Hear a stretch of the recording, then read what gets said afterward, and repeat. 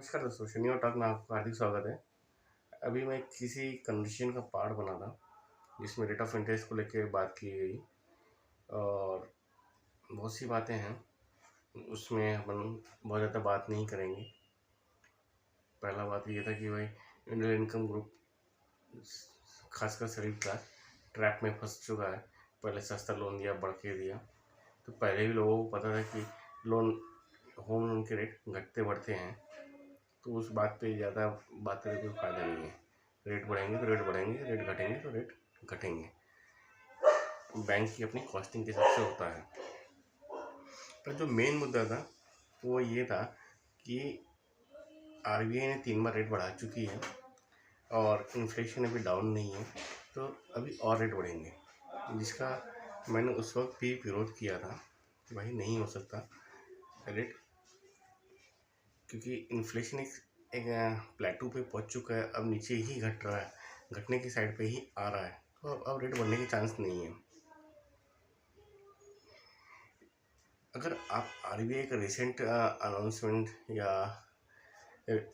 Economic review उन्होंने जो बात की है, तो उन्होंने मार्च तक कहा हुआ है कि 5.8% के आसपास का इन्फ्लेशन रहेगा या प्लस माइनस समथिंग कुछ तो भी रहेगा, यानी 6% का जो उनका बैंड है उससे पहुंच चुका होगा इन्फ्लेशन। थोड़ा सा खतरा अभी है कि एकदम इमीडिएटली इन्फ्लेशन डाउन नहीं होगा, क्योंकि मौसम या बारिश हम बोलें तो इरेटिक है, कहीं बहुत ज़्यादा हो रही है, कहीं बिल्कुल नहीं हो रही है। तो इससे सब्जियां और चावल इसकी फसल पे थोड़ा सी समस्या आ रही है।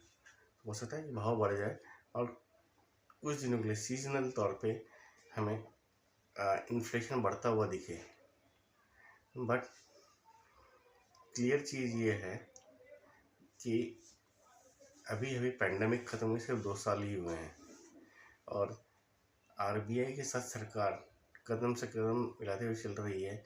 जहाँ भी ऐसा लग रहा है कि इन्फ्लेशन रोकने के लिए उनको कुछ कदम उठाने हैं, तो वो उठाने से भी सरकार पीछे नहीं हट रही है, क्योंकि सरकार और आरबीआई ग्रोथ चाहिए। क्योंकि 130 करोड़ लोगों को अगर रोज़गार देना है, पालना है, तो आपको ग्रोथ चाहिए। इकोनॉमी में बढ़त नहीं होगी, ग्रोथ नहीं आएगी, मार्केट डाउन हो जाएगा, चीज़ें संभालना मुश्किल हो जाएगी। एक चीज़। दूसरी चीज़, अगर हम हमारा इन्फ्लेशन का ये देख लें कंपोजिशन, तो एनर्जी और फूड, ये हम 50% प्लस जाके हमारा वेटेज आता है उसमें। मैंने अभी थोड़ी देर पहले कहा कि इस साल की बरसात भले ही आईएमडी की हिसाब से नॉर्मल हो रही हो, पर देश में किसी पार्ट में बारिश हो रहा है, कहीं कम हो रही है, ज़्यादा हो रही है, तो थोड़ा सा इन्फ्लेशन उससे बढ़ेगा। एनर्जी की कॉस्ट ऑलमोस्ट पिछले 4 महीने से स्टैगनेंट है, घट नहीं रही है तो बढ़ भी नहीं रही है। और आने वाले टाइम में अगर यूरोप और अमेरिका रिसेशन में चला गया या वहाँ मंदी आ गई, तो अपने देश में भी रेट और जल्दी घट जाएंगे। ऑलरेडी हमने डीजल और क्रूड रशिया से डिस्काउंट रेट पे लेके अपना नुकसान कम से कम करने की कोशिश कर रहे हैं, जिससे कि हमारी ग्रोथ को परेशानी ना हो। ये चीज़ अगर आप देखें तो दुनिया के कैलकुलेशन इन्फ्लेशन के अलग हैं, हमारे अलग हैं, हमारी प्राथमिकताएं अलग हैं, उनकी प्राथमिकताएं अलग हैं। इकोनॉमी उनकी अलग तरह से बिहेव करती है, हमारी इकोनॉमी अलग तरह से बिहेव करती है, और उससे भी ज़्यादा हम लोग 6% या उसके आसपास, यानी समझ लीजिए 4% से लेकर 6% के इन्फ्लेशन के आदी हो चुके हैं। वो हमारे डीएनए में है, वो हमारे लिए कोई नई चीज़ नहीं है। 7% का इन्फ्लेशन भी हमारे लिए कोई बहुत बड़ी चीज़ आग नहीं थी। इन्फ्लेशन चाहिए तो ही इकोनॉमिक ग्रोथ होगी।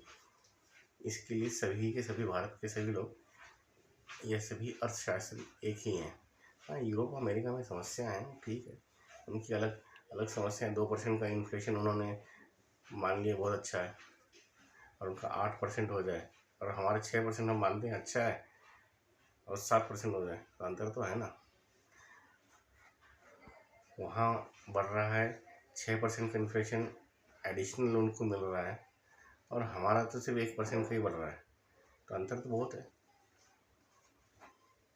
शायद वो भी अपने इन्फ्लेशन की कैलकुलेशंस चेंज करें या ना करें, वो उनकी समस्या है, पर ग्रोथ चाहिए तो इन्फ्लेशन भी चाहिए, इस पर किसी की दो राय नहीं है।